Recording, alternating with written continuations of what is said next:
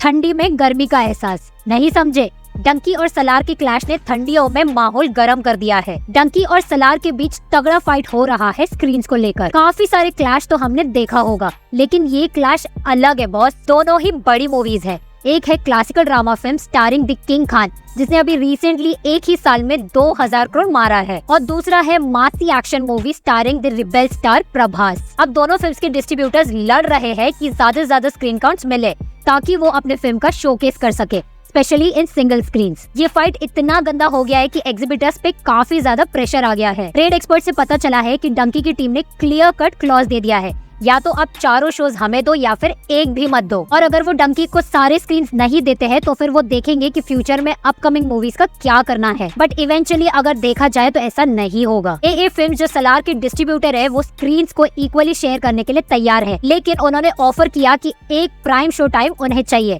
मतलब या तो 6:30 PM या फिर 9:30 PM, कोई भी चलेगा, और बाकी एक शो का कोई भी टाइम चलेगा जो एग्जिबिटर्स डिसाइड करते हैं। फिलहाल सिर्फ थर्सडे के लिए ही सिंगल स्क्रीन्स का बुकिंग ओपन किया है, क्योंकि अब एग्जिबिटर्स डिसाइड करेंगे कि इस सिचुएशन को कैसे हैंडल करना है। अब सलार को तो पूरा साउथ मिल रहा है, तो पेन वालों ने कहा कि जब बॉलीवुड मूवीज को साउथ में इतने स्क्रीन्स नहीं मिलते हैं, तो फिर हम उन्हें क्यों इतना प्राइम स्लॉट्स दे। राज बंसल जो सीनियर एग्जिबिटर है, उन्होंने कह दिया है कि डंकी को ज्यादा शोज मिलेंगे नॉर्थ बेल्ट में और साउथ में ज्यादा शोज मिलेंगे सलार को। उन्होंने ये भी कहा है कि 21 दिसंबर को डंकी रिलीज हो रही है, यानी कि एक प्रॉपर वर्किंग थर्सडे, तो उस दिन सारे स्क्रीन्स डंकी को ही मिलेगा। उन्होंने ये भी कहा कि क्लैशेस तो होते रहते हैं, अल्टीमेट विनर तो वही होता है जिस भी मूवी का कंटेंट पावरफुल हो और पॉजिटिव रिव्यू हो, तो इवेंचुअली सारे स्क्रीन्स ऐड हो जाते हैं। तो बेसिकली मल्टीप्लेक्सेस में डंकी को मिलेगा 50% शोज और सलार को मिलेगा 35% शोज, और फिर 15% मिलेगा एक्वामैन, एनिमल और सैम बहादुर को। डंकी लीड करेगी नॉर्थ इंडिया में in multiplexes and in single screens. अब ये बहुत अगली बैटल हो गया है, और जब डंकी ने 1.5 साल पहले ही डेट बुक कर लिया था,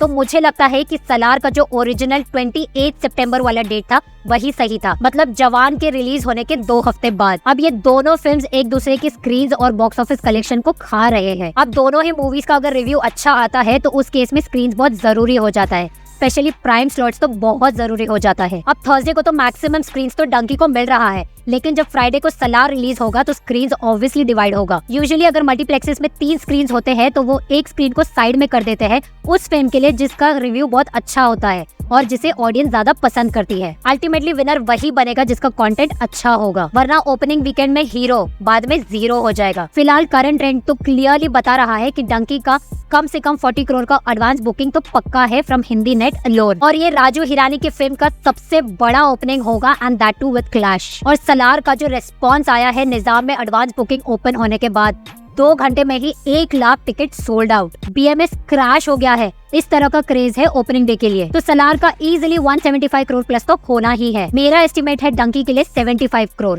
और सलार के लिए मिनिमम 200 करोड़ वर्ल्ड वाइड। क्या लगता है आपको, ये हो जाएगा? कमेंट करके बताओ। वीडियो अच्छा लगा हो तो एक लाइक बनता है, और वो घंटी दबाना मत भूलना ताकि मेरे वीडियोस आपसे मिस ना हो। Thank you.